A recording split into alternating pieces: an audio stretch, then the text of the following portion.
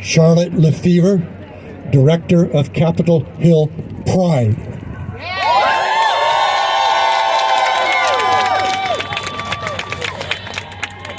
I got it. I know how to get. Can you all hear me? Thank you for coming. Of course, this is International Women's Day, but we'd like to give a land acknowledgement to the Duwamish, the Seattle Coastal Tribes, because this is their land. They've been here for centuries, and we want to honor them, not only the past, but the present. And I want to add the future, Duwamish. It's this land. I actually feel Capitol Hill is very special, if not sacred. And I want to mention a couple of the wonderful historical women that have stood where you're standing right now. And one of them was one of the nation's first woman mayor, Bertha Landis.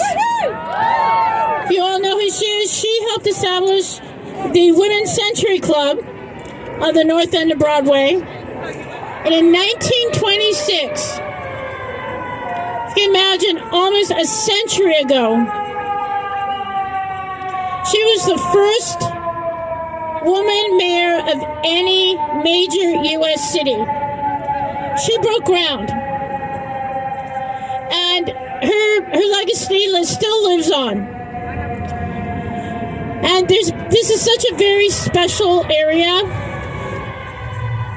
Many artists and such a great diversity. And I want to mention one other special mother that was here in the 1960s. Stanley Ann Dunham. She was an 18-year-old young mother of a biracial baby. She lived on 13th Avenue, just up here between Mercer and Republican. She only stayed here for a year when she went to the University of Washington, and she got overwhelmed, as most young mothers do, and she moved back to Hawaii. If you were here in 1960, you might have seen a young mother walking with the future President of the United States. And again, many artists, as you know, kind of graced these sidewalks. But particularly here on this campus, I want to mention, it was a young student, 18-year-old, 1959. He came over here from China, didn't have a lot of money. He worked down the street as a waiter and as a cook. And he would later actually establish his skills and create his own studio on University Way. And he also attended the University of Washington.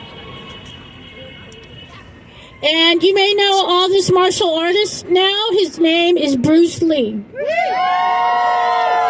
And I gotta tell you, it was on these very back steps next to the Broadway performance art that a young black gentleman by the name of Jesse Glover came up to Bruce, and he wanted to know more of his skills in martial arts because as a young boy, he'd been beaten up by two drunk Seattle cops for simply being out late past curfew.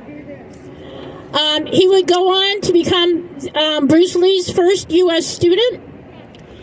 And I can't say enough about him. Bruce, if you may not know, has become an icon, a global icon for equality, because he not only taught outside the Chinese community, one of his first senior students was Japanese, but he also taught women. And again, you have to understand that was groundbreaking. That was groundbreaking. I've had the honor of meeting Sue Ann Kay, and hopefully you'll be sitting there seeing her. She was one of Bruce Lee's first female students. And so I invite you to find out more about the history of this area. You are walking on very special ground. I believe we're actually breaking ground today. And so thank you.